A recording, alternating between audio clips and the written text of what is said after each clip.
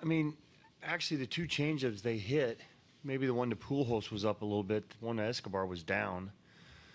Maybe they were sitting on them. I mean, maybe they guessed right on some pitches today. It got better as the game went along. They scored some runs off them early. What do you kind of make of his season at this point? It seems like it's been almost every other one, be it good and bad.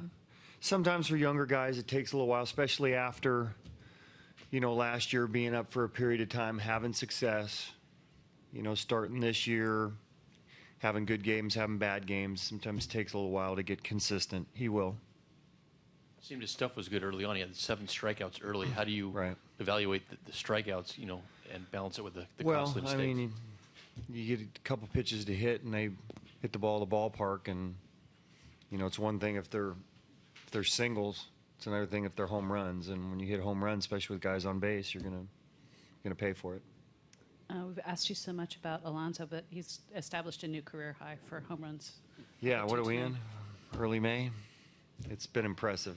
I mean, at this point now, you almost expect him to go up there and drive in runs and drive the ball. The thing that's most impressive to me is the home runs to the opposite field.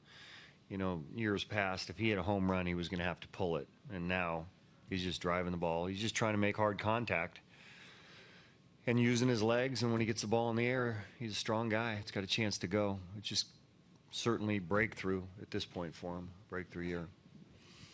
I remember last year early when Alonso got to a slow start, you told me he will hit. I know he'll hit. Why were you so confident in him?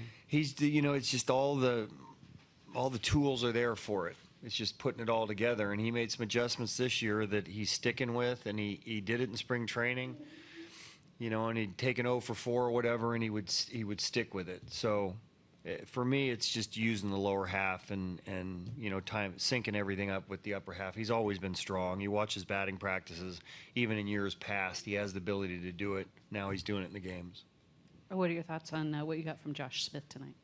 Yeah, no, that was big. I mean, we were really thin in the bullpen tonight. So, this is a game where, probably Cott and I use him a little bit longer in the game because I needed to. And Josh Smith needed him to do that to where we can get some guys back tomorrow. If we'd have tied that game up, it'd been a struggle. If we had a lead, it'd have been a little different. But we were behind the 8 ball a little bit, at least in the bullpen today, even before the game started. Is Maxwell okay? Yeah, he's all right. Just that's the second one he's taken in, I think, a few nights. But he seemed to respond okay and, finished up. All right, we were just going to pinch it anyway for him with the lefty. We didn't get a chance to talk to you after the Canna move. Right. What can you say about that?